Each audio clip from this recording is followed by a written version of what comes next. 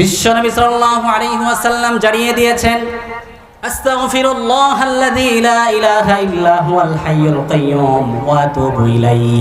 আরো একটা হাদিস এসেছে, মুসলিমে এসেছে, ওয়া আতুবু ইলাইহি লা হাওলা ওয়ালা কুওয়াতা ইল্লা বিল্লাহিল আলিয়্যিল আযীম।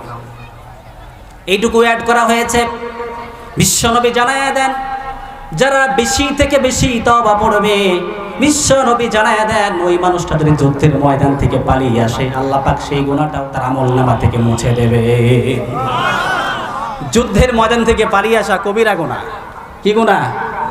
কবিরা গুনাহ। এই কবিরা গুনাহ করলেও আস্তাগফিরুল্লাহাল্লাযী লা ইলাহা ইল্লা হুয়াল হাইয়ুল কাইয়্যুম ওয়া আতুবু ইলাইহি লা হাওলা ওয়ালা কুওয়াতা ইল্লা বিল্লাহিল আলিয়্যিল আযীম।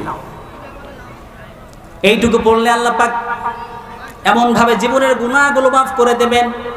বিশ্বনবী জানায়া দেন, আত্তাইবু মিনাজ যামবি কামাল লা যামবা লাহু, আত্তাইবু মিনাজ যামবি কামাল লা যামবা লাহু, মুত্তাফাকুন আলাইহি। বিশ্বনবী জানায়া দেন, যারা বেশি থেকে বেশি তওবা পড়বে, তওবাতুন নাসুহা করতে পারবে, তার জীবনের গুনাহ খাতা আল্লাহ এমন ভাবে মাফ করে দেবেন, ওই মানুষটা মনে হচ্ছে আজকে জন্মগ্রহণ করেছে। তার জীবনে কোনো গুনাহই থাকবে না, মাসুম, বেগুনাহ মাসুম হয়ে ওই মানুষটা বাড়িতে চলে যাবে। সুবহানাল্লাহ পড়ে। এজন্য তওবা আমরা এইভাবে করব ইনশাআল্লাহ। পড়েন ইনশাআল্লাহ, জোরে পড়েন।